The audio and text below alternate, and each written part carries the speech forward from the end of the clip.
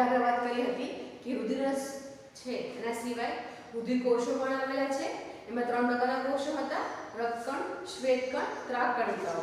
આ રુધિર ગંઠાવાની જે પણ પ્રક્રિયા જે છે જેની અંદર ત્રાકકણો જે છે એ મહત્વનો ભાગ ભજવે છે. આપણે આગળ પણ વાત કરી ચૂક્યા છે કે ત્રાકકણો જે છે એ રુધિર ગંઠાવાના જવાબદાર ઘટકોનો સ્ત્રાવ કરે છે.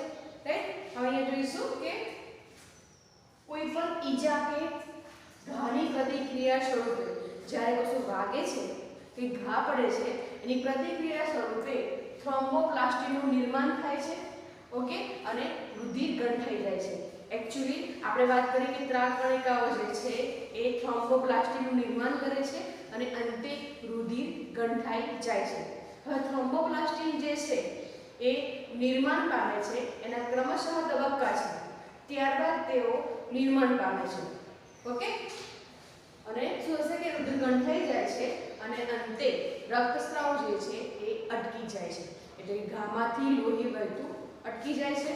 રાઈટ. રુધિર જે જામે છે, દરેકે જોયું હશે, રુધિર જે જામે છે એનો ગઠ્ઠો જે હોય છે જેની અંદર મુખ્યત્વે ફાઇબ્રિનના તંતુઓની જાળ હોય છે અને તેમાં ફસાયેલા મૃત અને ઈજાગ્રસ્ત રુધિરના ઘટકોનું બનેલું છે. તમને પૂછાય રુધિરનો ગઠ્ઠોનું બંધારણમાં શું હોય છે? તો કે મુખ્યત્વે ફાઇબ્રિનના તંતુઓ હોય છે. આ ઉપરાંત મૃત અને ઈજાગ્રસ્ત બનેલા રુધિરના ઘટકો હોય છે જેને આપણે રુધિરનો ગઠ્ઠો કહીશું. બરાબર. તમે જોયું હશે કે તમને લોહી જામી જાય છે તો ગઠ્ઠા સ્વરૂપે જોવા મળશે કે જે ફાઇબ્રિનના ઘટકો છે એટલે કે ફાઇબ્રિનના તંતુઓ છે. અને એના સિવાય રુધિરના ઘટકો એટલે કે કોષો પણ હોઈ શકે, રુધિરરસ હોઈ શકે કે જે મૃત બને છે અને ઈજાગ્રસ્ત બને છે એવા ઘટકોનો સમૂહ જોવા મળશે. રાઈટ. ફરીથી કે કોઈ પણ ઈજા થાય છે, ઘાની પરિસ્થિતિ હોય, એની પ્રતિક્રિયા સ્વરૂપે થ્રોમ્બોપ્લાસ્ટીનું નિર્માણ થાય છે. આ થ્રોમ્બોપ્લાસ્ટનું નિર્માણ જે છે એ ત્રાકકણો ઉત્તેજિત થવાથી થાય છે અને પરિણામ સ્વરૂપે રુધિર ગંઠાવાની ક્રિયાની શરૂઆત થાય છે. એકવાર રુધિર ગંઠાઈ જાય ત્યારબાદ શું થશે? તો કે રુધિર ગંઠાયા બાદ તો એની રુધિર ગંઠાઈ ગયા બાદ રક્તસ્રાવ જે છે એ અટકી જાય છે. ઓકે. હવે રુધિરનો ગઠ્ઠો જે છે એ ખરેખર છે શું? તો કે એ શું છે? ફાઇબ્રિનના તંતુઓ છે. આ ઉપરાંત રુધિરના ઘટકો કે જે મૃત થયેલા છે, ઈજાગ્રસ્ત પામેલા છે એના ઘટકોનો સમૂહ છે. બરાબર. હવે જોઈશું કે રુધિરરસ જે છે એની અંદર નિષ્ક્રિય ફાઇબ્રિનોજન આવેલો હોય છે. એ ફાઇબ્રિનોજન જે છે રુધિરરસમાં કેવા અવસ્થામાં હશે? નિષ્ક્રિય અવસ્થામાં હશે. અહીંયા આપણે યાદ રાખવાનું છે થ્રોમ્બોપ્લાસ્ટીન. હવે થ્રોમ્બોપ્લાસ્ટનું નિર્માણ કઈ રીતે થાય છે એની આખી શરૂઆત છે. રુધિરરસની અંદર રહેલા નિષ્ક્રિય ફાઇબ્રિનોજન જે છે એ ઉત્સેચક થ્રોમ્બિન. ફરીથી રુધિરરસમાં રહેલો નિષ્ક્રિય ફાઇબ્રિનોજન એ ઉત્સેચક થ્રોમ્બિનની મદદથી ફાઇબ્રિનમાં ફેરવાય છે. શું લખો? આપણે લાસ્ટમાં થ્રોમ્બોપ્લાસ્ટીનું નિર્માણ કરવાનું છે. બરાબર. તો કે રુધિરરસમાં નિષ્ક્રિય ફાઇબ્રિનોજન જે છે એને સક્રિય કરવા માટે ઉત્સેચકની આવશ્યકતા છે. આ જે ઉત્સેચક જે છે એનું નામ છે થ્રોમ્બિન ની મદદથી સક્રિય ફાઇબ્રિનમાં ફેરવાય છે. અહીંયા ફાઇબ્રિનોજન છે, અહીંયા ફાઇબ્રિન છે, ફાઇબ્રિનમાં ફેરવાય છે. હવે જોઈશું કે આ થ્રોમ્બિન જે છે એ કઈ રીતે થ્રોમ્બિન બને છે? તો કે પ્રોથ્રોમ્બિન જે છે આ એક ઘટક છે. પ્રોથ્રોમ્બિન જે ઘટક છે જે થ્રોમ્બોકાઇનેઝ નામના ઉત્સેચકની મદદથી થ્રોમ્બિનમાં ફેરવાય છે. થ્રોમ્બિન સક્રિય બનશે તો જ તે ફાઇબ્રિનોજનને ફાઇબ્રિનમાં ફેરવશે. એટલે ટૂંકમાં અહીંયા પ્રોથ્રોમ્બિન જે છે કે જે રુધિર ગંઠાવાની ક્રિયાનો મુખ્ય ઘટક છે કે જે રુધિરરસમાં આવેલો છે. એટલે પહેલા આવશે કે પ્રોથ્રોમ્બિન એક પ્રકારનું ઉત્સેચક છે કે જે થ્રોમ્બોકાઇનેઝ નામના ઉત્સેચકની મદદથી સક્રિય બને છે અને થ્રોમ્બિનમાં ફેરવાય છે. આ થ્રોમ્બિન જે છે એની હાજરીમાં રુધિરરસમાં રહેલું નિષ્ક્રિય ફાઇબ્રિનોજન એ સક્રિય ફાઇબ્રિનમાં ફેરવાય છે. રાઈટ. નેક્સ્ટ આવશે, આટલું તમારે યાદ રાખવું પડશે. ઓકે. કે જે નિષ્ક્રિય ફાઇબ્રિનોજન છે એ રુધિરરસમાં જ રહેલો છે. એને સક્રિય કરવા માટે થ્રોમ્બિન ઉત્સેચકની જરૂરિયાત રહે. આ થ્રોમ્બિન જે થ્રોમ્બોકાઇનેઝ નામના ઉત્સેચકની મદદથી સક્રિય બને છે અને થ્રોમ્બિનમાં ફેરવાય છે. આ થ્રોમ્બિન જે છે નિષ્ક્રિય ફાઇબ્રિનોજનને સક્રિય ફાઇબ્રિનમાં ફેરવે છે. રાઈટ. આ ઉપરાંત આ જે ક્રિયા જે છે ક્રમશઃ જે ક્રિયા છે એ અનેક ઘટકો કે જે રુધિર ગંઠાવવાની ક્રિયામાં ભાગ લે છે એવા અનેક ઘટકોની ક્રમિક પ્રક્રિયાઓના પરિણામ બને છે. એટલે ક્રમશઃ પ્રક્રિયા જે છે એટલે કે ફાઇબ્રિનમાંથી થ્રોમ્બોપ્લાસ્ટનું નિર્માણ જે થાય છે ક્રમશઃ જે પ્રક્રિયા છે એ આગળ ચાલતી રહે છે. ટૂંકમાં આપણે એ થ્રોમ્બોપ્લાસ્ટિન બનાવવાનું છે. થ્રોમ્બોપ્લાસ્ટિનમાંથી એટલે કે ફાઇબ્રિનમાંથી થ્રોમ્બોપ્લાસ્ટિનની ક્રમશઃ પ્રક્રિયા છે. ફાઇબ્રિન ક્યારે બનશે તો કે નિષ્ક્રિય ફાઇબ્રિનોજન થ્રોમ્બિનની હાજરીમાં જ્યારે સક્રિય બને ત્યારે બને છે. નિષ્ક્રિય ફાઇબ્રિનોજન માટે જે થ્રોમ્બિન જરૂરી છે એ પ્રોથ્રોમ્બિન સ્વરૂપે હશે. એમને સક્રિય કરવા માટે થ્રોમ્બોકાઇનેઝ નામના ઉત્સેચકની જરૂરિયાત રહે છે. રાઈટ. છેલ્લું છે અહીંયા કે ઘા થવાથી ત્રાક કણ ઉત્તેજિત થાય છે. રાઈટ. અને રુધિરમાં ચોક્કસ ઘટકોને મુક્ત કરે છે જે રુધિર ગંઠાવવાની પ્રક્રિયાને સક્રિય કરે છે. ઓકે. આ CA+2 જે છે એ રુધિર ગંઠાવવાની પ્રક્રિયામાં મુખ્ય ભાગ ભજવે છે. જે રુધિર ગંઠાવવાના જે ઘટકો છે એવા તમારા ક્રમશઃ ઘણા બધા ઘટકો આવે છે જે અભ્યાસક્રમમાં નથી. એમાં કેલ્શિયમ પણ છે એ મુખ્ય ઘટક છે કે જેની હાજરી જરૂરી છે. એનું પ્રમાણ ઓછું હોય તો ગંઠાવવાની ક્રિયા ધીમી પડે છે. રાઈટ. ફરી જોઈ લઈશું કે કોઈ પણ ઘા થાય છે કોઈ પણ ઈજા થાય છે એની પ્રતિક્રિયા સ્વરૂપે થ્રોમ્બોપ્લાસ્ટિનનું નિર્માણ થાય છે. આ થ્રોમ્બોપ્લાસ્ટિન જે છે એ શું કરે છે તો કે રુધિર ગંઠાઈ જવાની પ્રક્રિયામાં ભાગ લે છે. પરિણામે રક્તસ્રાવને અટકાવે છે. ઓકે. રુધિરનો જે ગઠ્ઠો બને છે એ મુખ્યત્વે ફાઇબ્રિનના તંતુઓ છે. મુખ્યત્વે ફાઇબ્રિનના તંતુઓ છે જેની સાથે મૃત અને ઈજા પામેલા રુધિરના ઘટકો પણ હોય છે જેને આપણે રુધિરનો ગઠ્ઠો તરીકે ઓળખાવીશું. રાઈટ.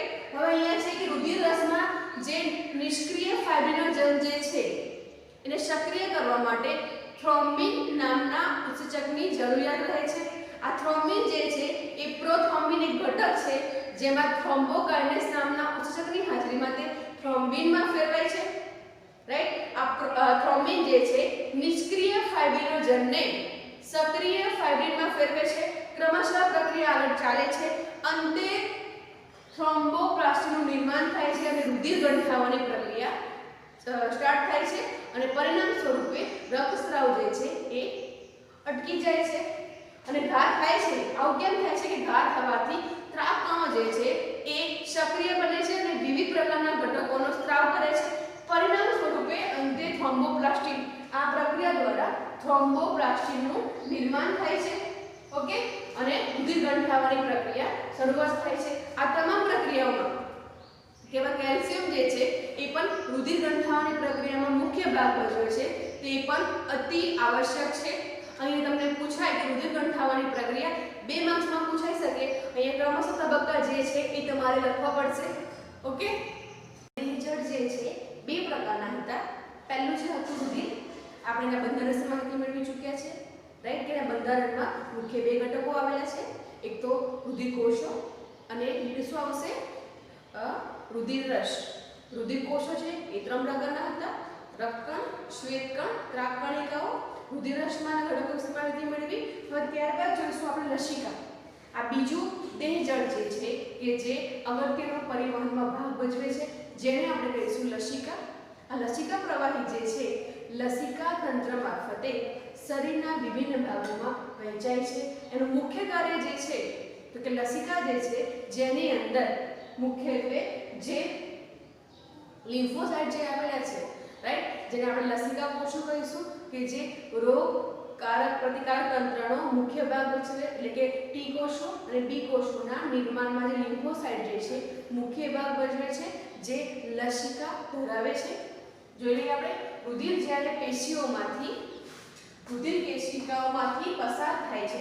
એક્ચ્યુઅલી એ સમજી લો કે જે પણ આપણી રુધિર કેશિકાઓ છે પહેલા ધમની છે ધમનીમાંથી ધમનિકા એમ ક્રમશઃ જે અતિ સૂક્ષ્મ શાખાઓ જે છે જેને આપણે કેશિકાઓ કહીશું. આ કેશિકાઓની રચનામાં આ પ્રમાણે નળાકાર રચના છે રાઈટ. આ રુધિર કેશિકાઓ છે એનો જાડો જોવા મળશે. એની અંદર અહીંયા આગળ સૂક્ષ્મ અહીંયા સૂક્ષ્મ છિદ્રો જોવા મળે છે, રાઈટ। આ રુધિર કેશિકાઓ છે એ સપાટી પર સૂક્ષ્મ છિદ્રો જોવા મળે છે, બરાબર।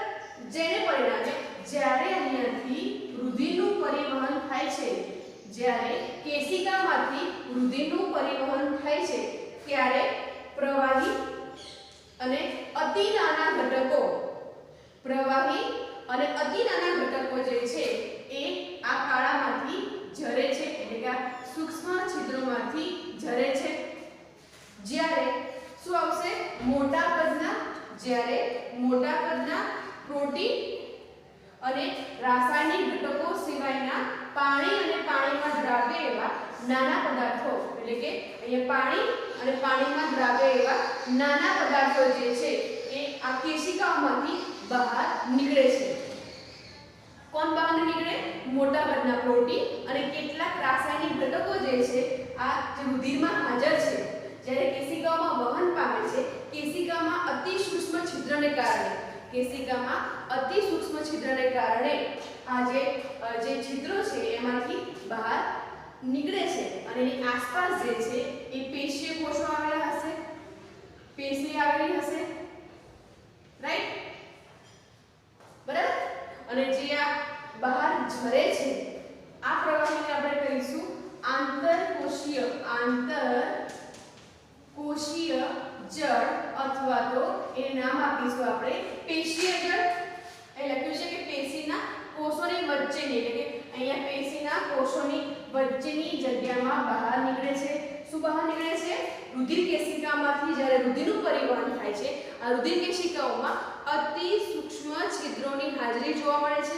આ અતિ સૂક્ષ્મ છિદ્રો જે છે જેની અંદરથી મોટા કદના પ્રોટીન અને રાસાયણિક ઘટકો સિવાયના અન્ય ઘટકો જે છે કે એમાં પાણી આવી શકે અને પાણીમાં દ્રાવ્ય એવા નાના ઘટકો જે છે એ કન્ટિન્યુઅસલી ઝર્યા કરે છે અને ઝરીને જે આસપાસના પેશી કોષોની આસપાસ સંગ્રહ પામે છે, એને આપણે કહીશું આંતરકોશીય જળ અથવા તો પેશીય જળ। ઓકે, એને કહીશું પ્રવાહીને આંતરકોશીય જળ અથવા તો પેશીય જળ તરીકે ઓળખવામાં આવે છે, રાઈટ। એનું બંધારણ જોવામાં આવે, આ આંતરકોશીય જળ અને પેશીય કોશીય જળ છે એનું બંધારણ જોવામાં આવે તો કે તે રુધિર રસના બંધારણને મળતું આવે છે, જે રુધિર રસના બંધારણને મળતું આવે છે। કોનું બંધારણ? આંતરકોશીય જળ, જેને આપણે પેશી જળ પણ કહીએ છીએ કે જેનું બંધારણ રુધિર રસના બંધારણને મળતું આવે છે। આ પેશીય જળ મારફતે આ જે પ્રવાહી ઝરે છે આ પેશીય જળ મારફતે પોષક દ્રવ્યો જે પાણીમાં દ્રાવ્ય થઈને આવ્યા છે, કેટલાક વાયુઓ જે છે જે કોષો અને રુધિર વચ્ચે એની આપલે થાય છે, જ્યારે રુધિર જે છે આ વાયુઓને લઈને તો હશે, પોષક દ્રવ્યો લઈને જાય છે, જે રુધિર કેશિકાઓમાં પ્રવેશે એમાં છિદ્ર છે, તેથી આ પોષક દ્રવ્યો અને વાયુઓ જે છે એ પેશીય જળમાં પ્રવેશે છે। આ કોષો અને રુધિરની વચ્ચે પોષક દ્રવ્યો અને વાયુઓની આપલે માટે આ આંતરકોશીય જળ, પેશીય જળ જે છે મહત્વનો ભાગ ભજવે છે, રાઈટ। વાહિકાઓની વિસ્તૃત જાળ, આ ઘણી બધી વાહિકાઓ ભેગી થઈને એક વિસ્તૃત જાળ બનાવે છે, જેને આપણે લસિકા તંત્ર તરીકે ઓળખાવીશું। આ જે પેશીય જળ છે એ ક્રમશઃ પછી જાળા સ્વરૂપે વિવિધ પ્રકારની કેશિકાઓમાં પ્રવેશે છે અને જાળા જેવી રચના બનાવે છે, જેને આપણે કહીશું લસિકા તંત્ર। લસિકા તંત્રમાં વહન પામતા આંતરકોશીય જળ અથવા પેશીય જળ, જેને આપણે કહીશું લસિકા, બરાબર છે। ફરીથી જોઈશું કે જે આંતરકોશીય જળ છે એને હમણાં કોષોની આસપાસ જે ભેગી થઈ છે એને માત્ર આંતરકોશીય જળ અથવા પેશીય જળ કહેવાશે, જ્યારે આંતરકોશીય અને પેશીય જળ છે એ એકઠું થઈને વિવિધ પ્રકારના વહન તંત્રમાં પ્રવેશે છે, જેને આપણે કહીશું લસિકા તંત્ર। અને તંત્રમાં પ્રવેશ્યા બાદ આપણે એને લસિકા તરીકે ઓળખાવીશું। પહેલા નામ હતું પેશીય જળ કે જે તંત્રની બહાર હતું, કોઈ પણ કોષની આજુબાજુ હતું કે જે પોષક દ્રવ્યો અને વાયુઓની આપલે કોષો અને રુધિરની વચ્ચે કરાવે છે અને તે શું કરે છે? વિવિધ પ્રકારના વાહક તંત્રમાં પ્રવેશે છે, જેને આપણે કહીશું લસિકા તંત્ર, અને આ પ્રવાહી હવે ઓળખાશે લસિકા તરીકે ઓળખાશે, જેનું બંધારણ જે છે એ રુધિર રસને મળતું આવે છે. એટલે કે રુધિર રસનું જે બંધારણ છે કે જેમાં મોટા પ્રમાણમાં પ્રાણી હોય છે અને અન્ય ઘટકો જે છે એમાં જે ગોઠવાયેલા હોય છે એ પ્રમાણેનું આ બંધારણ ધરાવે છે. રાઈટ. હવે જોઈશું કે લસિકાનું બંધારણ એ જે પ્રકારના વાહિકાઓમાં પ્રવેશ્યા બાદ જે લસિકા ઓળખાય છે એનું બંધારણ જે છે એક તો એ પારદર્શક પ્રવાહી છે, બરાબર, જે રુધિર રસને મળતું આવે છે, પરંતુ તેમાં રહેલા ઘટકોની સાંદ્રતા કેવી છે? અલગ અલગ હશે, સેમ નહીં હોય, થોડી ઘણી પ્લસ or માઈનસ જેટલી હોઈ શકે છે. રાઈટ. તેમાં પ્રોટીન ઘટકો અને ફાઇબ્રિનોજન ઘટકો જે છે એ રુધિર રસ કરતા ઓછા જોવા મળશે. રાઈટ. ફરીથી તે પારદર્શક પ્રવાહી છે, રુધિર રસને મળતું આવે છે, પરંતુ તેમાં રહેલા ઘટકોની સાંદ્રતા જુદી જુદી હોય છે. રાઈટ. કે જેની અંદર પ્રોટીન અને ફાઇબ્રિનોજન ઘટકો જે છે એ રુધિર રસના ઘટકો કરતા ઓછા પ્રમાણમાં જોવા મળશે. ઓકે. પેશીય ચયાપચયની ક્રિયામાંથી આ ઉપરાંત જે લસિકા છે કે જેમાં એક એક્સ્ટ્રા વસ્તુ એડ થાય છે જે રુધિર રસમાં હોતું નથી, એ છે પેશીય ચયાપચયની ક્રિયામાંથી નક્કામાં ઘટકો જે છે એ પ્રાપ્ત કરે છે અને સીરિકામાં એટલે કે સીરિકામાં દાખલ કરે છે. સીરિકામાંથી શીરા મારફતે એનું શું થશે? ત્યાગ કરવામાં આવે છે, જે રુધિર રસમાં હોતું નથી નક્કામાં ઘટકો. રાઈટ. નાની કેશિકાઓ જે છે એમાં લસિકા કોષો હોતા નથી. નાની એટલે કે જ્યાં ઘણી શરૂઆતમાં જે આ નાની કેશિકાઓ જે છે, રાઈટ, કે જે આ આંતરકોષીય જળને મેળવીને આવી રીતે મોટીમાં જે દાખલ કરે છે. ઓકે.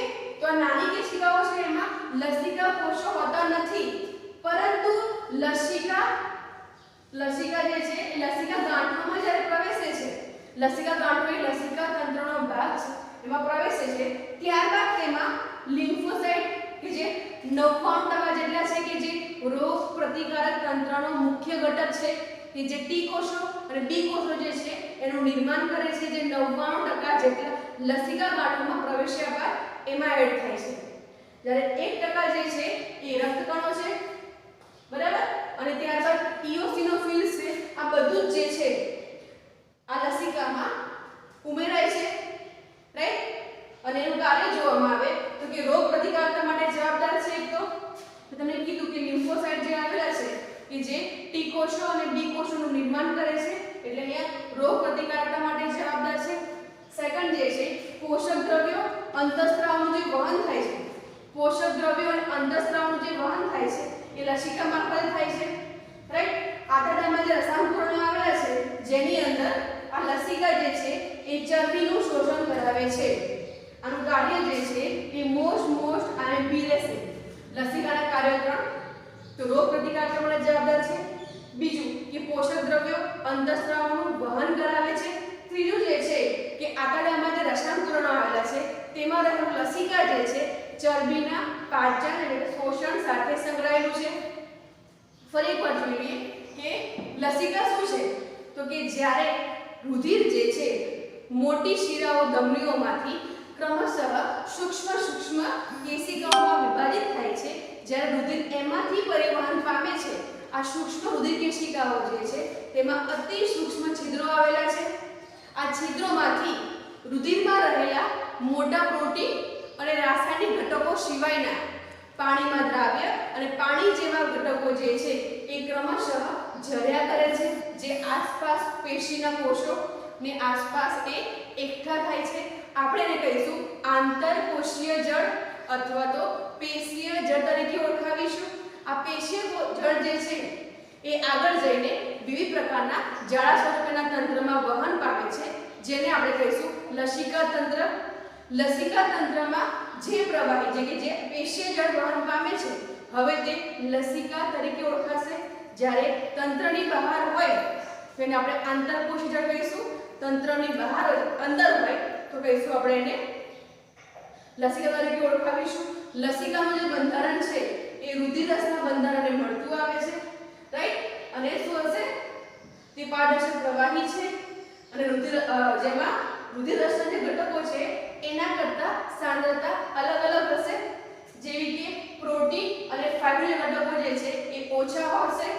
ત્યારબાદ આ ઉપરાંત એમાં ચયાપચય ક્રિયાને અંતે જે પણ નકામા પદાર્થો છે એ લસિકામાં ઉમેરાશે અને જે સ્થિરિકામાં ઠાલવવામાં આવશે, ત્યારબાદ એનો ત્યાગ કરવામાં આવશે. રાઈટ. જ્યારે નાની કેશિકાઓમાં જે લસિકા વહે છે એની અંદર લસિકા કોષોની હાજરી જોવા મળતી નથી.